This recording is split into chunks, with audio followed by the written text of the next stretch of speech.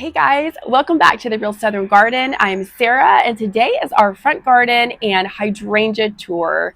And I'm so excited to show you how beautiful these guys are looking right now. They are fantastic. I'm going to show you my new hydrangea bed that I created. Now it's sort of like a wild / cultivated bed. So I'm going to show you that. I'm going to show you the front flower bed, of course, and then my crinum lilies are all blooming along the fence line. And crinum lilies are really underrated and they're awesome. They are an awesome heirloom plant. I'm going to tell you a little bit more about them just a little bit. We're also going to go around to the side and I'll show you what's blooming over there. And this whole tour is a couple weeks ahead because we have had really warm temperatures in April, which set all of these guys off to bloom ahead. I had planned on doing this in say the second week of June or maybe the first week of June, and my hydrangeas are already at peak bloom. So we got to do it now. We got to do it when things are looking really great. And I think it's just because, like I said, we had such warm temperatures in April that everything forged ahead and bloomed. My roses did the same thing. So we've also had a ton of rain here around the greater Atlanta area. So trying to get things done in the garden has been really tough. And I'm trying to get everything done before it gets hot because we're having crazy weather right now. And then it's going to end and it's going to be really, really hot summer weather. So I try to have everything done by around June 1st. Just so I don't have to be out here when it's 95 degrees. I don't mind working in the shade, but up there on the vegetable garden hill, I can't do that past 10 o'clock. It's just too hot. I mean, I've done it, but I'm not trying to do it. It's too hot. Anyway, we're going to show you all the good things today. And then also, just a little tip that I have found through the years is when you're working on a property, whether it's a residential lot, a giant, this is almost 7 acres and we keep about 2.5 to 3.5 landscapes, whatever it is that you're working on, carve you out a spot that you can keep looking nice and just sit back there with your iced tea or your coffee in the morning and enjoy it. And that will keep you motivated. If you have some spot that looks good, that you can admire your work, I'm telling you, it is the secret. It will keep you motivated with all the projects that you have to do to get done. And that is what I do. And this is my happy spot right here, up here, this front porch. And my little, it's a daffodil bed. Early spring is a hydrangea bed now. But let's get into this video. Let me show you how things are looking. I'm excited that you're here and let's go. All right, so we're gonna start up here at the front porch on the side. And this hydrangea right here, I have been trying to ID it for a while. This one was here when I moved in. I think it could be the Dooley hydrangea. I thought it was Nantucket Blue for a while, and it may still be I'm not really sure. There are so many hydrangea varieties that it's really tough to be able to just know which one a plant is, but she's been here for quite a while. The first year we were here, it did absolutely nothing. It did not bloom at all. And then I started working on these beds and mulching them. And the second year, it started to take off and bloom. I thought it was one of those nursery type hydrangeas that just, need to be above 32 degrees in the winter and that they won't bloom otherwise. And I thought that's what she was. But lo and behold, she was not. She just needed some nutrients and some help. And now I fertilize her too. So the mulch is what did the trick the first year. I'm so glad that I did that and didn't dig her out because she is glorious and she's one of my favorite plants now on the property. So this beautiful blue one, she stays blue the entire summer and she blooms on old wood and new wood. So really nice to have. And then I have put some little orange impatiens you can see below. And I think that's a kind of cool color combination, the orange and the blue. So I also like the white ones a lot, but did orange and blue. There is one of my silver gumdrop heucheras right there planted. There's also a new little boxwood tucked into the corner right there. Whoop, there she is right there. But let's wind around here really quick. I've got a gardenia that I just planted back in this corner. This is the Jubilation gardenia that goes down to zone 7 and she already smells great. She's going to get bigger. And then over here, I just have some daylilies that are about to bloom right there. Green Mountain Boxwood, which is my favorite boxwood because I like the leaves on it. And then I have some peachy keen, not hydrangeas, peachy keen azaleas right there and right there. And in the middle, you are looking at my beautiful camellia. Right now, I forgot what she is. She's the one, oh my goodness. I'll put it up on the screen. I just forgot what she is. That is crazy, but camellia right there in the middle. And then I've got 3 little of the sun patients. So these are This side gets more sun. So I did the orange sun patience here, which can take more sun. And then up here, these are just the regular orange, traditional shade impatiens that start with a W. I don't know how to pronounce the scientific name, but anyway, the traditional impatiens. And then up here we have our incredible hydrangeas. I've got a couple impatiens tucked in there too to give it some color.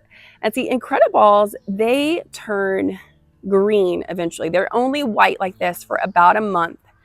I wish they would stay white all summer because I love how bright they are, but they don't.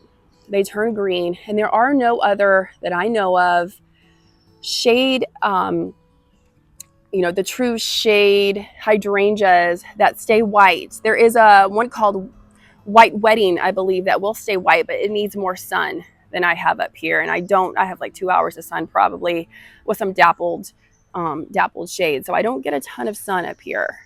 And you can see how these guys have gotten so big this year. They've overtaken, these are wintergreen boxwood, the little ones tucked in.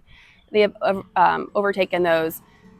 There is an azalea that came with the property. This one, I've let it go. I need to trim it back. She's really pretty too. She's like a real pinky pink azalea. And then over here in this little cove, I call it the flower cove, I have a couple of my camellias. This one was on their front porch for a long time, but she's been down here for a while. And then I've got some more impatiens, and that is a camellia. This is also a camellia, and I'll put the names up on the screen. And there's one back there too. They're not blooming right now. And then I just have some terracotta pots down here with some impatiens. And this is like a little, I'm going to back up so you guys can see, but it's cute. During our Easter party, we had some little chairs set up here. It's just like a little, I don't know, a little carved out cove, you could say. So let me guys just show you the front porch too real quick. So these are my Williams-Sonoma pots right here. I use them for every season. I just change them out. I just got some drop-in. They were hanging baskets that I took the little hanger off of, impatiens that are in there right now. And then in the back, those are also Williams-Sonoma pots. And I have ceramic containers, I guess is what I should call them. Some fake boxwood that I found on Amazon. I'll link them all in the description if you're interested. I think they look pretty natural. They're the best ones I could find, and for the price and everything. I just have some white rock in there. Whoops, sorry. Some white rock in there and some bags underneath it to give it some height. And then I've got brick underneath the little boxwoods. And then over here, this little plant stand, and then these little ceramic pots. Those are also from Amazon, and I think they blend in really well with the higher end ceramic pots that are from Williams-Sonoma. So I use those all the time, the plant stand and the little containers. They're from Amazon. They're linked as well. Up here I have a boxwood wreath. I need to trim that off that's hanging there. That was from the at-home store. They had a great price for a boxwood wreath. I think it's 2 years old now, 2 or 3, and it's still looking really great. And then up here on the front porch, originally I just wanted rocking chairs, but these chairs are so comfortable that we love them and we keep them. Yeah, so the pillows are from Home Depot. I love gingham. I'm a sucker for gingham. I think it looks so classic, and it just goes for so many holidays. I've got some red and white gingham too, but I just kept the blue out. And then back here, this rocking chair is one of those Polywood. I'll link it in the description as well. It is the best rocking chair. It looks like it's wood, but it will hold up for almost, I don't know about forever, but a very long time. It's got a really good weight to it. It's comfortable. I love that rocking chair, and I got it last year when I was expecting my baby, and I have used it a ton. This is where I sit and look at the garden and make plans and just enjoy. And so let me show you how this looks from up here too. It's a pretty good little view of this front flower bed, and of course you get to see all the way out to the crinum lilies in the back. I need to clean out that bird bath. I can't find my brush, don't judge. And then over here, you can see a long way down to the forest too, which is cool. And then I can see my hydrangea bed and my wild half cultivated bed from here, and I love that. And then one day we're gonna add some grass seed here, but as you can see, a project that is not completed yet. I love that little area. And I really do love our brick pathway too, but I do hate the weeds that come up in the cracks and all of that. And I just pull everything, and sometimes I miss a few for a while. I don't put any chemicals on it. I just pull it by hand. And then up here we have some more of the orange impatiens. That is coral amazement azalea, and it's a rebloom. It'll be blooming again soon. I think there's an Easter egg back there. Yes, there is. There's another silver gumdrop heuchera. There's an Easter egg right there. I need to get that. And then we have, of course, all of our incrediballs up here that are all together. And I've got little impatiens tucked in so that when these guys do turn green, they're a light green, but it'll be a little bit brighter with the white impatiens bordering them. So I think they're gonna look nice as they start to turn green. But I've got the incrediballs just all the way down. Look how tall that one has got this year. All the way down the front flower bed. I'm gonna turn this way so you guys can see. And then of course we have our Boston ferns up there on the front porch. Look, my pillow has fallen down off that chair. That always looks nice when you're filming. It's not a big deal, but anyway.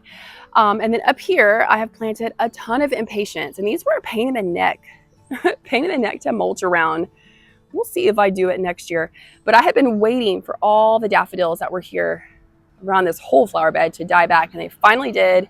And I wanted to keep it nice and bright, and these just got planted. So right now, they haven't really grown in. They're gonna be really nice to look at when they do grow in. But we did orange and we did white. And then I've got the sun patients in the back because it gets a little bit more sun back there. And they will take shade too. So we're gonna try them out in this spot, but I wanted this side to match the other side. And then I've got let's see, more of the same back there, the Green Mountain Boxwood. I've got the Peachy Keen azaleas. I've got some hostas up here. Lots of fun stuff. And then of course the rebloom, the coral amazement azalea. That's what you're seeing all up here. And then this is a new hydrangea that I just bought. This is Nantucket Blue, and it's probably a little bit more purple blue than my old one up there. And I was really trying to match that one and have one on this corner. So it's not planted yet. My husband is going to help me. We just got an auger. I'm excited to try it. And we're going to plant it right here so that when you're looking at this flower bed, that was part of my Mother's Day gift, by the way. When you're looking at this flower bed, you're going to see blue here, and then you'll see a blue one down there. And I think it'll look really nice. And I wish I knew exactly what that guy was, like I said, but already bought Nantucket Blue. Nantucket Blue is going to bloom on old and new wood. That's one reason why I thought maybe that's what the other one was. Definitely want that, and I want something that's going to hold its color all summer, and she will. And then we have some monkey grass that I have just learned to live with because it is so crazy and hard to get out of this flower bed. I've got a little bit, some more impatiens there. I'm going to add some more hostas or something in this area. Maybe some a Sibley. I am not sure, but for now, it's still a little bit open. And then over here, we've got more incrediballs. This one is really branching over right now because we had some hard rain last night. And it is just kind of cascading over. And then I've got more impatiens for the border. And of course, our little bird feeder right here with, there was a bird right now. Let's head over to the new hydrangea bed and azalea bed, and let me show you that.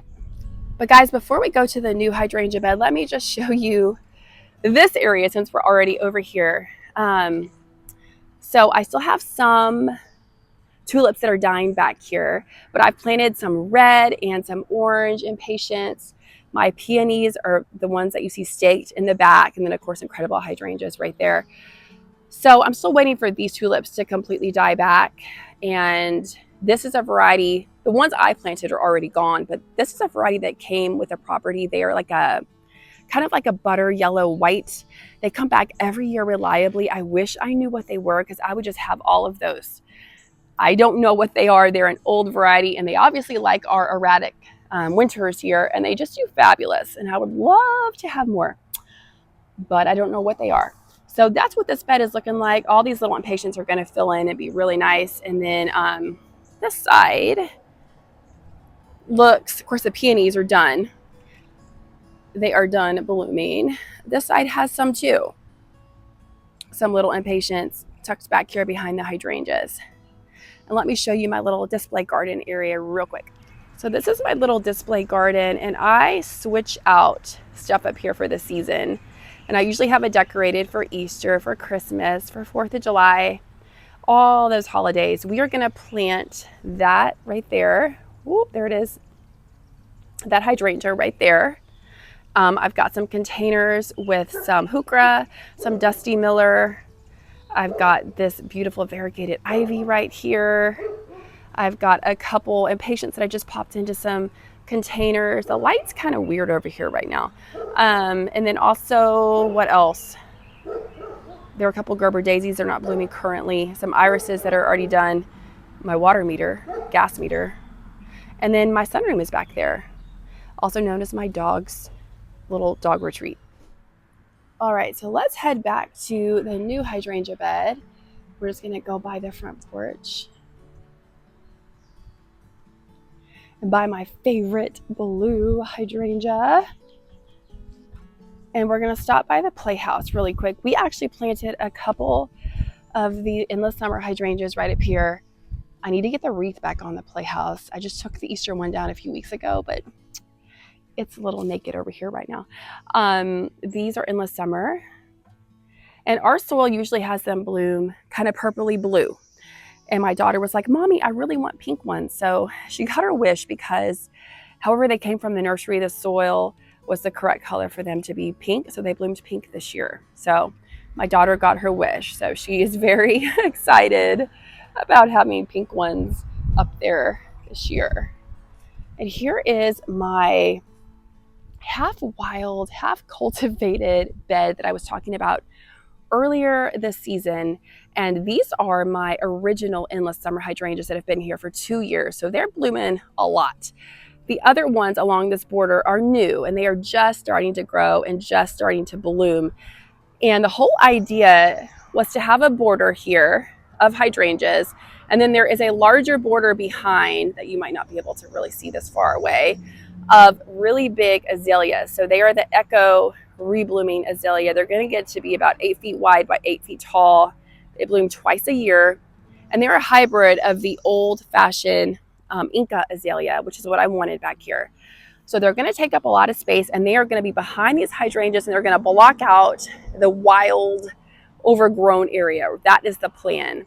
And I was only going to keep this border. I am just mulching and clearing around the hydrangeas and around the azaleas because I don't want to keep this entire bed mulched and, you know, weed free and all of that because it's too big. It's impossible for me to do that. So I've just created this little border, and it's kind of hard to make out. If I put down, I've used some mulch that they brought to us from the tree trimmers in the area, but if I put down dark mulch, you'd be able to see the border outline, but it just goes right through there. And that's it. I'm just keeping that area cultivated. The back is just going to be its wild self. And I think through time, as it fills in, it's going to look really nice. So hydrangea, you can see the azalea in the back. I'm going to have to do a little bit of pruning, I'm sure, as time goes on to keep them where I want them, the azaleas anyway. And there's a lot of everything in this bed. There's a lot of poison ivy in this bed. And I just work around it with long sleeves and boots and all that good stuff. But these have been here 2 years, and look how nice they look. So sooner or later, these guys are all going to be around the same height. And it's going to be really pretty back here.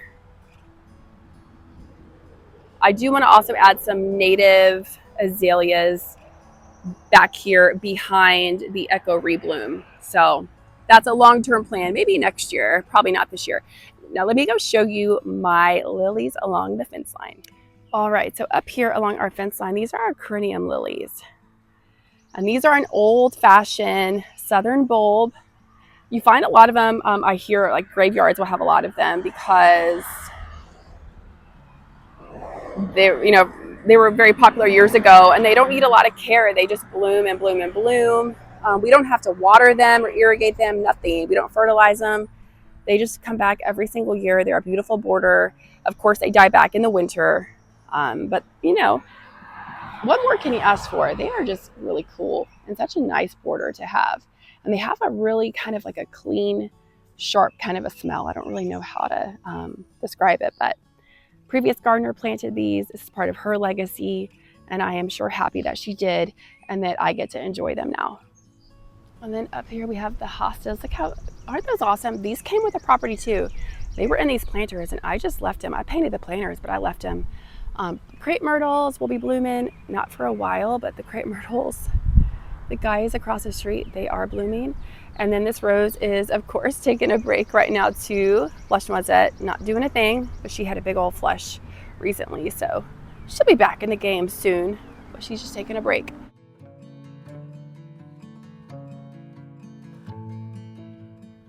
All right, guys, thank you so much for joining me today. I hope that you liked today's video, and if you did, we would love for you to subscribe to our channel. Give us a thumbs up, leave us a comment, let me know what is going on in your world. I always love talking to you guys in the comment section, and I will see you back here in the next video right here at the Real Southern Garden. Bye, guys.